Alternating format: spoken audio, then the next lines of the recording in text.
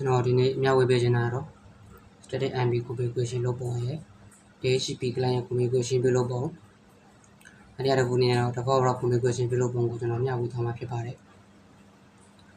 ပထမဆုံးအနေနဲ့ static MB configuration လုပ်ပုံကိုကျွန်တော်လုပ်ပြထားမှာဖြစ်ပါတယ်အောင်းအနေနဲ့မိမိပေးချင်တဲ့ interface ရဲ့ action config ကိုဝင်ပါမယ်ဝင်ပြီးတော့ description နေရာမှာတော့မိမိတိုင်းတဲ့အနာမည်ကိုပေးလို့ရပါတယ်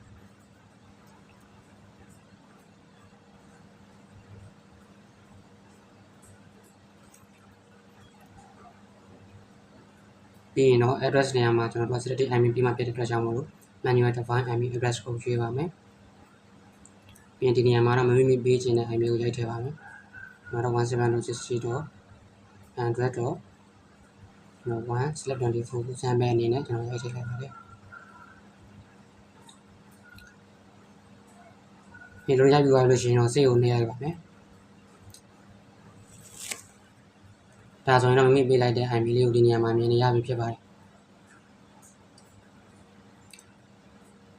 လက်ရှိကတော့ interface က down နေတဲ့အတွက်ကြောင့်မို့ disconnected ပြနေတာဖြစ်ပါတယ်ဒုတိယတစ်ခုအနေနဲ့POE configuration ပြုလုပ်ပုံကိုလုပ်ပြမှာဖြစ်ပါတယ် action POE ရဲ့ဝင်မယ်ပြီး24 volt ပြီးရင်24 volt 4 pair အကျဉ်းတိတရားမိမိရွေးချယ်လို့ရပါတယ်ဒါကတော့မိမိနောက်ဝါ scan ကိုလိုက်ဒါရွေးချယ်ရမှာဖြစ်ပါတယ်ဒါဆိုရင်တော့ဒီလိုရွေးပြီးသွားရင်စိတ်နေလိုက်ပြီဆိုတော့ကျွန်တော် POE configuration ဖွင့်ပြီးသားဖြစ်ပါတယ်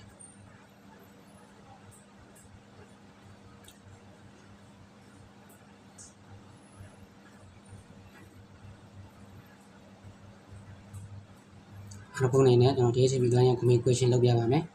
description နေရာမှာတော့အတိုင်းမိမိတိုင်းနဲ့ရိုက်ပေးလို့ရပါတယ် address နေရာမှာကျတော့ DHCP ကိုရွေးလိုက်ပြီး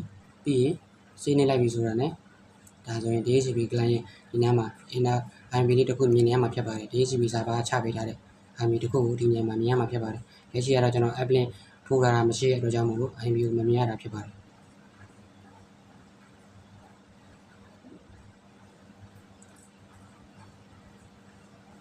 အခုအနေနဲ့တော့ default route configuration လုပ်ပြပါမယ်လက်ရှိမှာဆိုရင် default route တစ်ချောင်းမြင်နေရတာဖြစ်ပါတယ်ဒါကတော့လက်ရှိကျွန်တော် app link DHCP server ချပေးထားတဲ့ default route တစ်ချောင်းဖြစ်ပါတယ်ကိုက manual default route manual လုပ်ပြမှာဖြစ်တဲ့အတွက်ကြောင့်မို့လို့ static route ကိုရွေးပါမယ်ပြီးရင် destination နောက်ကနေရာမှာတော့ default route ကျွန်တော် configuration လုပ်ပြမှာဖြစ်တဲ့အတွက်ကြောင့်မို့လို့ 0000/0 ပေးပါမယ်ပြီး network address နေရာမှာတော့မိမိရဲ့တစ်ဖက် gateway IP ကိုပေးပါမယ်နောက်တော့ sample အနေနဲ့ 172.168.100.1 ကိုပေးလိုက်254ကိုပေးလိုက်ပါတယ်ပြီးရင် destruction နေရာမှာတော့မိမိတဲ့တရားပေးလို့ရပါတယ်မပေးချင်လည်းရပါတယ်ဒီနေရာကို skip လို့ရပါတယ် distance တော့1အကယ်၍မိမိနောက်မှာ default route နှစ်ချောင်းရှိခဲ့လို့ရှိရင်ဒီမှာ fail over တွေကစားရခြင်းနဲ့ဆိုလို့ရှိရင်2ပေးလို့လည်းရပါတယ်အဲဆိုကျွန်တော်ကတော့အရှိ1ပဲထားပြီးတော့ configuration ကိုထည့်လိုက်ပါတယ်အဲဒါဆိုလို့ချင်းတော့အခုကျွန်တော်ထည့်လိုက်တဲ့ default route တစ်ချောင်းကိုမြင်နေရပြီဖြစ်ပါတယ်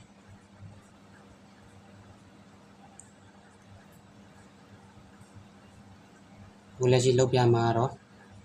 ရှေ့မှာ GUI လောက်ပြသွားတာအားလုံးကို CLI နဲ့လောက်ပြမှာဖြစ်ပါတယ်အဲ့တော့အပေါ် CLI တက်လေးကိုနှိပ်ပြီးတော့ login နေရာမှာ user name ရိုက်ထည့်ပြီးတော့ password နေရာမှာမိမိ router ရဲ့ password ဝင်ရထားအောင်ဖြစ်ပါတယ်ပြီးရင် configuration mode ထဲကိုဝင်ပါမယ်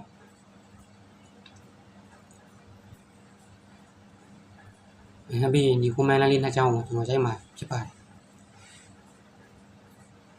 set interface ethernet ED1 address assign IP နေရာမှာတော့မိမိပေးချင်တဲ့ static IP ကိုပေးရမှာဖြစ်ပါတယ်command line လေးတော့ယူရှင်းပါတယ်set interface ethernet interface ကတော့မိမိပေးချင်တဲ့ interface ကိုရွေးပေးရမှာဖြစ်ပါတယ် address ဆိုတော့ manual IP တစ်ခုခု static IP တစ်ခုခုကျွန်တော်ပေးပါမယ်နောက် sample အနေနဲ့ 172.168.100.2 select 24 ကျွန်တော်ပေးပါမယ်ပြီး enter ခေါက်လိုက်ပါမယ်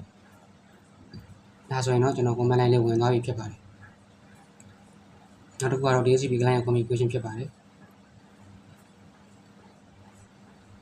ဒီအတွက်လက်ရှိကျွန်တော်ဒီ sample ကို configuration လေးလိုက်ထည့်ပါမယ်အဲ့တော့ set interface Ethernet interface ဒါတော့မိမိ DHCP client ရတောင်းချင်တဲ့ interface ကိုမှန်ကန်ကန်ရွေးပေးရမှာဖြစ်ပါတယ်အဲ့တော့ DHCP ဆိုလို့ရှိရင်ဒါဆိုရင်တော့ဝင်သွားမှာဖြစ်ပါတယ်လက်ရှိကတော့ကျွန်တော် EDA2 မှာတော့ IP ရှိနေပြီးသား conflict ဖြစ်နေတဲ့အတွက်ကြောင့်မို့လို့တခြား interface တစ်ခုကိုကျွန်တော်ရွေးလိုက်ပါမယ်အဲဆို EDA4 ကိုကျွန်တော်လက်ရှိရွေးလိုက်ပါမယ်ဒါဆိုရင်တော့ command line လေးဝင်သွားပါပြီဒါတကယ်ဝင်မဝင်ကျွန်တော်စစ်ကြည့်ပါမယ် compare command line ရိုက်ပြီဒါဆိုရင်တော့ balance clay နဲ့ command line လေးနှစ်ကြောင်းဝင်နေပါပြီဒါဆိုရင်တော့ကျွန်တော် static IP ရဲ့ DHCP client ရဲ့နှစ်ခုလုံးကဝင်သွားပါပြီပြီးရင်တော့အထောင်းတဲ့အတိုင်း commit configuration effect ဖြစ်အောင်လုပ်ပါမယ်ပြီး save configuration တွေအားလုံး save ပါဒါဆိုရင်တော့ CLI နဲ့ထည့်လိုက်တဲ့ command လေးအားလုံးဝင်သွားပြီဖြစ်ပါတယ်